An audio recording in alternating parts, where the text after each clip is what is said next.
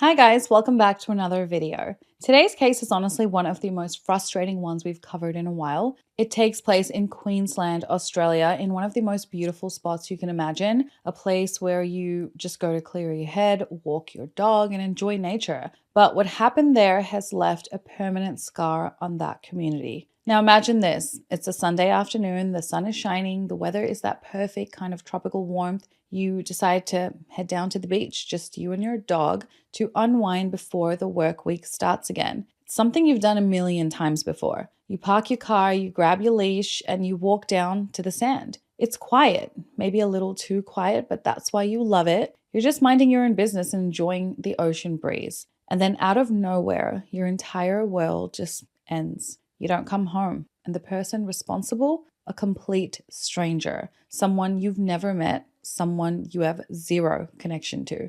Most of the time, statistically speaking, when someone is killed, it's by someone they know, a partner, a family member, a friend. But when it's a stranger, that just hits different. It's terrifying because it means it could happen to anyone at any time for absolutely no reason at all. And that is exactly what happened in today's case. It's wild, it's shocking, and it took years, literally years, to finally get justice.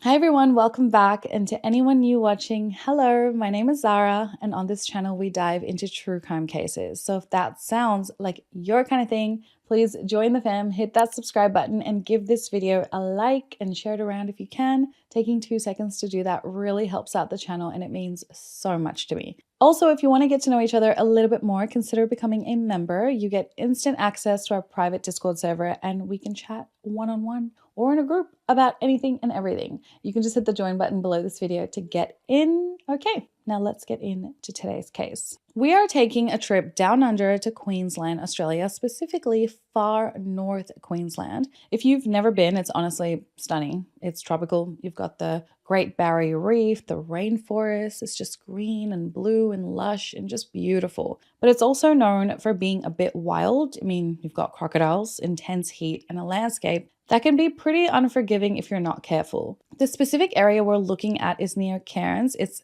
a major tourist area, super laid back, lots of backpackers and locals who just love the outdoors. Like life is so different over there. And Jay has actually been to Cairns a few times, especially growing up, I think. And he did a lot of nature stuff there. And he said that Cairns is like a full city, but with like a full island vibe. But there's a spot about 40 minutes north of Cairns called Wangeti Beach. Now, Wangeti Beach isn't your typical tourist beach with cafes and lifeguards. It's pretty isolated and it's more local. It's a long stretch of sand hidden away from the main highway by really thick bushland. It's the kind of place where locals go when they want privacy. It's rugged, it's raw, and it's beautiful, but it can also feel a little eerie because of how secluded it is. There's no phone reception in some parts, and once you're down on the sand, you're really on your own. This is where Toya Cordingley lived and spent her time. Toya was born on June 14th, 1994, and she was just a light in this world. She was 24 years old in 2018, and everyone who knew her described her as gentle, kind, and incredibly compassionate. She was a huge animal lover, like the biggest. She worked at a local pharmacy, but her real passion was animals. And in the past, she worked at a Paws and Claws refuge and boarding center in Port Douglas, where she fostered animals. She was basically the person who would stop traffic to save a lizard or like a duck crossing the road. So even though she now worked at a pharmacy, she continued to volunteer at animal shelters because animals were really the love of her life. She had a really close-knit family. Her mom, Vanessa Gardner, and her dad, Troy Cordingley, were separated, but they both adored her. She was their world. She had a stepfather, Darren, who was also a huge part of her life, and a brother named Jack. And she was in a serious relationship with her boyfriend, Marco. They had been together for a few years and were just that solid, happy couple that everyone loved. Marco also loved animals and had many, including snakes. They lived together and they had plans for the future. They were just living that happy young life. And of course, we have to talk about one of their animals, their dog Indy. Indy was a husky Tibetan cross mastiff, but like Toya, Indy was a gentle giant. Toya and Indy were inseparable. If you saw Toya, you usually saw Indy right beside her. And because Indy was so big, you'd think Toya would be safe walking anywhere, right? I mean, who is going to mess with a girl walking with a dog? That's huge, you wouldn't expect it. Toya was known for her golden hair, her big smile, and just being a generally non-confrontational, peaceful person. She wasn't a risk taker. She wasn't someone who hung out with a bad crowd. She was just like a normal girl living a quiet life in paradise. So let's go to October 21st, 2018. It was a Sunday, a typical lazy Sunday in far north Queensland. Toya had spent the morning doing normal Sunday things. She went to work at Barra Street Whole Food Pharmacy and Health Foods in Earlville, and she finished around 12 p.m. And then she went to Rusty's Market in Cairns, which is this big bustling market where everyone goes to get like fresh fruit and veg. So she did some shopping, hung around, just a pretty standard day. She was seen on CCTV walking back to her 2009 light blue Mitsubishi Lancer with a big basket of groceries. She drove home and she just unpacked her things. And then later that afternoon at around 2 p.m., 2:30 p.m., she decided to take Indy for a walk. Now, she usually went to Clifton Beach or Kiwara Beach, which were closer to where she lived, a little bit more populated. But on this specific day, for whatever reason, she decided to drive a bit further north to Wangari Beach. Maybe she just wanted the solitude. Maybe she just wanted to let Indy run free without worrying about other dogs. She drove her blue Mitsubishi Lancer up the Captain Cook Highway. It's a winding, scenic road that hugs the coastline, so you've got the ocean on one side and then the rainforest on the other side. She arrived at the southern car park of Wangari Beach at around 3 p.m. and she parked her car, got Indy out, and then they headed down to the sand. At this point, everything is fine. She's just a girl walking her dog, but then time starts ticking by. Toya was supposed to be home later that afternoon, and Marco had been trying to contact her because I believe Marco had actually spent the day with his friend Joel and they went hiking, and then he lost his dog Jersey on the hike. So he apparently spent hours looking for his dog Jersey, and by 7 p.m., he had called Toya at least 10 times and all of those calls went unanswered. So he goes with his friend Joel to another friend Toby's house to borrow a torch, and then by 9 p.m., Marco and Joel, they go back to his place because they couldn't find their dog Jersey. At that point, Marco was upset because he hadn't heard from Toya all afternoon. And apparently she had also sent him a text message saying that she was going to go pick up her friend from the airport. And I forgot the friend's name, but it was like a friend he had never heard of until that text message. And she had sent that text message, I believe, at about 3 p.m. So by 9 p.m., when he hadn't heard from Toya for so many hours, he then goes out looking for her. And then he calls his friend Toby again to let him know he saw Toya's car at Wangari Beach in the car park and that it was unlocked. Now, at this point, the worry pretty much turned into panic. Marco calls her phone, straight to voicemail. So he calls her parents, her friends. He goes, have you seen Toya? She went out to walk the dog and she hasn't come back. So after this, he calls 000 and reports Toya missing. Her family immediately mobilizes. They know this is wrong. They know Toya wouldn't just stay out in the dark at an isolated beach by herself. Her mom was actually woken up by her son, Jack, who told her Toya was missing. They begin contacting her friends, trying to find Toya. They put up photos of her on social media and begged for anyone to reach out. By early that morning, her friends and family broke up into groups to look for Toya. So Vanessa and Toya's dad, Troy, including her brother Jack, they drive up to Wangari Beach. It's pitch black by the time they get there, and the car park is empty except for one car, which is Toya's blue Mitsubishi. The car is unlocked, her purse is inside, but there's no Toya and no Indy. My heart literally races just thinking about that moment, like standing in the dark, isolated car park, knowing she parked there hours ago and never came back to the car. I can't even imagine. They start screaming her name, Toya, Toya. They're shining torches into the bush, down onto the beach, but all they can hear is the crashing of the waves and the wind in the trees, nothing else. The police also arrive and a search begins, but it's so dark, the terrain is rough, and there's only so much they can do until first light. So police say that they will resume the search again in the morning. But the family didn't sleep. Vanessa and Troy actually go and sit on a picnic bench for hours waiting for the sun to come up. They stayed there, hoping, praying that maybe she had just fallen and hurt her leg, or Indy had run off and she was looking for Indy. Your brain tries to come up with any logical explanation that doesn't involve the worst case scenario. Monday morning, October 22nd, the sun comes up, the police are there, the SES is there, and the family is back out, desperately scouring the beach. At around 7:30 a.m., Vanessa finds Indy. She's tied tightly to a tree in the bushland near the beach. She actually calls Troy for help because Indy's tied so tightly. At around 7:45 a.m., Toya's dad, Troy, is walking through the sand dunes. He's looking everywhere and then he sees something. He sees a mound of sand that just looks wrong. It doesn't look natural, it's disturbed. And near it, he sees something sticking out, a human foot. He starts digging frantically in the sand with his bare hands, and that's when he finds her. He finds his daughter. I cannot even imagine the sound coming out of him, the sound he must have made when he found her.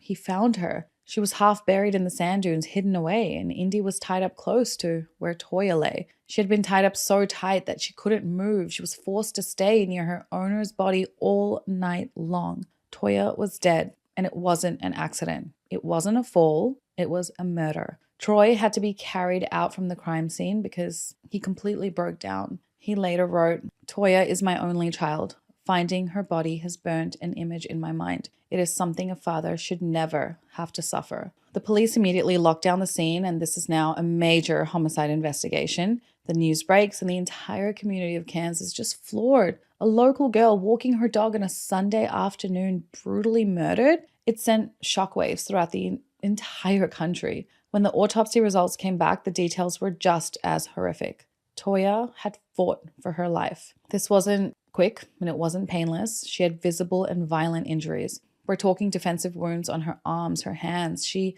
had tried to stop her killer. She fought back hard. She had been stabbed multiple times. The report detailed shocking injuries. She had been stabbed over 50 times. I want to say that again because it's important to understand the ferocity of this attack. Over 50 wounds. Her throat had been cut. Her windpipe was severed. It was brutal. It was frenzied, and it was an attack fueled by something really dark. She had sand in her lungs, meaning she was still breathing when she was buried. There was evidence that she was dragged to her grave. The killer had tried to hide her body, burying her in the sand, likely hoping she wouldn't be found for a while, but thanks to her dad's determination and mom's determination, she was found less than 24 hours later. The investigation kicked into high gear immediately. The police knew they were looking for a monster. They scoured the beach for DNA, footprints, anything. They took samples from under Toya's fingernails because remember, she fought back. There was a high chance that she had scratched her killer. More than 100 people came to help the SES search for any evidence, Toya's belongings,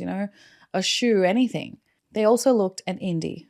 Poor Indy was so traumatized, but she was also a key witness in a way. They checked her leash, the knots used to tie her to the tree, but the biggest leads came from the public. Police put out a call, were you at Wangari Beach on Sunday? Did you see anything weird? Did you see any cars? And people started coming forward. People claimed at least 2 men were known to be on Wangari Beach on the day, including one who sneaks around watching women from the sand dunes on the northern beaches, and one who lied to police about his movements that day. Those men ended up having alibis, and witnesses also reported seeing a man acting strangely, a man who didn't look like he was there to enjoy the beach, and some people mentioned seeing a man near the car park who looked agitated. The police also pulled CCTV footage from the highway and nearby businesses, and they were looking for any cars that were heading north around the time that Toya arrived and south around the time she was killed. That afternoon, Toya's phone was recorded at Buchan Point between 4:51 p.m. and 5:17 p.m., then near Kiwara Beach, followed by Smithfield. So that was obviously impossible because it was estimated that Toya was killed between 3:30 p.m. and 6:30 p.m. And this is where they got their breakthrough. They identified a suspect, a man named Rajwinder Singh. Now, who was Rajwinder Singh? At the time, he was 34 years old. He lived in Innisfail, which is south of Cairns, about an hour and a half away. And he was originally from India and had moved to Queensland just a year prior with his family. He worked as a geriatric nurse at a hospital in Innisfail, and he was a family man. He had a wife and 3 young kids. He spoke Hindi, Punjabi, and English. He seemed on the surface to be a normal guy. He was a respectable member of the community, working in healthcare, helping people. But on that Sunday, October 21st, Rajwinder wasn't at work. He wasn't with his family. He had had a fight with his wife, Sukhwinder, a pretty bad argument. And to blow off steam, to clear his head, he decided to go for a drive. He drove north, all the way past Cairns to Wangari Beach. He arrived there around the same time as Toya did. Police pieced together a timeline that is honestly just sickening. Rajwinder had packed a bag. He brought some fruit and a kitchen knife. It was like he was planning a little solo picnic to calm himself down after the fight with his wife. So he parked his car and he walked down to the beach. He was carrying that knife. According to the investigators, they believed that Toya was walking Indy along the beach and she crossed paths with Rajwinder. Now, Indy, being a dog, probably barked at him. Maybe she got too close. We know Indy was a big dog and sometimes people get scared of big dogs. And it's believed that Indy barked at Rajwinder and he snapped. Remember, he was already agitated. He was already angry from the fight with his wife. He got annoyed. He started yelling. Toya, being the protective dog mom, probably defended her dog and she probably told him to back off or to calm down. But he didn't calm down. That's when he lost it. He couldn't control his anger. So he took that kitchen knife, the one he brought for fruit, and he attacked her. The attack was savage. He stabbed her repeatedly. Toya fought. She screamed, but he overpowered her. He killed her right there on the sands of that beautiful beach. After he killed her, after he realized what he had done, the panic set in. He tied Indy to a tree, which is such a weird specific detail. He didn't kill the dog. He tied her up and then he tried to bury Toya to hide what he had done. And it's also weird that Indy didn't attack him, given she was a pretty big dog. You know, that breed, some people say, can be quite vicious, but some others say that that probably speaks to the training that Indy had. Rajwinder then ran back to his car and drove off. He drove back home to Innisfail, leaving Toya's family to start their nightmare search. But here's where it gets infuriating. The next day, Monday, October 22nd, the day when Toya's body was found, what did Rajwinder do? He didn't go to work. He didn't stay home. Instead, he was seen by people who knew him and he looked frantic. He had visible scratches on him, scratches from Toya fighting for her life. He told people he had been in an accident or something vague like that. But he knew the walls were closing in. He knew her body would eventually be found. So he made a plan to run. The same night, he killed her. When he got home after killing Toya, he told his wife he had to go and would be back the next day. But the next day, he told a work colleague, Raj Karan, that his grandfather was sick and he needed to fly home to India immediately. It was a lie. Raj Karan said he looked really stressed out, and Rajwinder actually left his blue Alfa Romeo at Raj Karan's house that day and never returned for it. He booked a last-minute flight from Cairns to Sydney. He stayed with his sister Balwinder Singh overnight in Sydney and then went to Sydney Airport again, telling a booking agent he had to have a one-way ticket urgently to see a sick grandfather in India. He then got on a plane. He left his wife. He left his 3 kids, including a newborn. He left his job, his house, his entire life in Australia. He fled the country on October 23rd, just 2 days after the murder, and literally the day after her body was found. By the time the police had fully identified him as the prime suspect and went to look for him, he was already gone. He was already in India. When he never came home, his wife Sukhwinder reported him missing on Wednesday, October 24th. And on Thursday, October 25th, Rajwinder actually contacted his work supervisor in Australia to say he needed his severance pay because he would not be returning back to his job. So now we have a suspect, but he is thousands of kilometers away in a country with a massive population, with huge rural areas and a complex legal system. The police confirmed that Rajwinder was their man. They found his DNA at the scene. They had the CCTV of his blue Alfa Romeo. The location of Rajwinder's car and Toya's phone matched up, traveling erratically in the same direction together. They had the witness statements saying that they had seen Rajwinder acting suspiciously in the hours after Toya was killed. He was also seen covered in mysterious scratches and bite marks, and they had the flight records. It was an open and shut case in terms of evidence, but they couldn't touch him. This began a 4-year-long manhunt. 4 years. Can you imagine being Toya's family? Knowing exactly who killed your daughter, knowing his name, seeing his face on the news, but knowing he's living free in another country must have been infuriating and like absolute torture. The Queensland Police worked with the Australian Federal Police and Indian authorities, but these things take time. You know, international extradition treaties are super complicated, especially in an extremely slow and outdated legal system like India. You know, there's red tape, there's bureaucracy. And on top of that, Rajwinder wasn't just sitting at an airport waiting to be caught. You know, he went underground. He completely changed his appearance. He grew this massive beard. He began wearing a turban. He lost a bunch of weight. He looked completely different from the clean-shaven nurse from Innisfail. He moved around constantly. He stayed in temples. He stayed with distant relatives who maybe didn't even know what he had done, or maybe they did. You know, he was living a fugitive life. What's wild to me is that it seemed like he only cared about himself. Like, he literally was like, fuck my family and kids, like one of which was a newborn. Like, who cares about them? I'm trying to live free. Like, it's weird. And back in Australia, the community was furious. They wanted justice for Toya. You saw like bumper stickers on cars all over Queensland that said justice for Toya. Some were even in Victoria. There were rallies, there were walks in her memory. Her name was everywhere. Her dad, Troy, was vocal about keeping her story alive. He wasn't going to let anyone forget. In November of 2019, a month after the first anniversary of Toya's murder, Indian authorities would tell the media that they had not received an extradition request for Rajwinder, who was rumored to be living in India. They needed a formal extradition request from Australia to allow Indian police to even begin looking for Rajwinder in India. He was believed to have been living near his family near the Pakistani border, where he may have taken shelter in a Sikh temple. I don't know what exactly took the Queensland and the Australian authorities so long to do this formal extradition request. And Toya's family, as you can imagine, was incredibly frustrated by this. But it wasn't until February 2021 that the formal extradition request was finalized. The process, obviously, as you can imagine, is incredibly complicated. It takes a lot of time because they have to gather so much evidence, put it together in a brief, etc., because they didn't want anything, I guess, to fail when they actually sent the request to India. In November 2022, 4 years after the murder, the Queensland police decided to do something unprecedented. They announced a massive reward. 1 million Australian dollars. This was the largest reward ever offered in Queensland history for a single case. So they put this reward out globally. They wanted people in India to see it. They plastered Rajwinder's face everywhere, photos of him from Australia and artist impressions of what he might look like now, you know. They said, if you know where this man is, tell us and you get $1 million.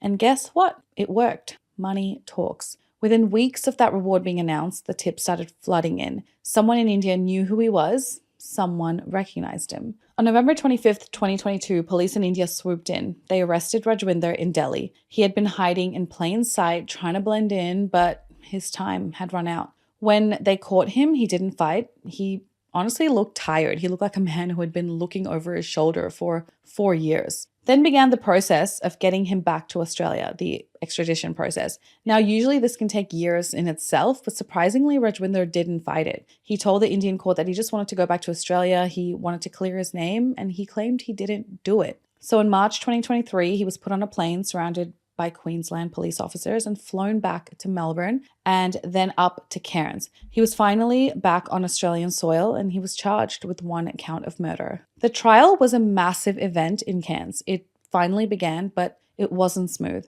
The first attempt at a trial in July 2024 actually ended in a hung jury, which means the jury, they just couldn't agree on a verdict. And that alone was devastating for the family. And then they all had to go through it again. But the retrial, the one that finally mattered, took place in November 2025. The prosecution laid out the case. They told the jury exactly what I told you, that Rajwinder Singh, angry and agitated, drove to the beach, armed with a knife, and took his rage out on an innocent young woman. They presented the DNA evidence. They presented the flight records, arguing that an innocent man doesn't just leave his wife and kids and job overnight and flee to another continent if he has nothing to hide. Flight is a sign of guilt. They talked about the brutality of the attack. They argued that he intended to kill her. You don't stab someone that many times by accident. You don't cut someone's throat unless you want them dead. The defense, on the other hand, tried to paint a completely different picture. They didn't deny that he was there. They couldn't. His DNA was there, but they painted Rajwinder as a gentle, mild-mannered man,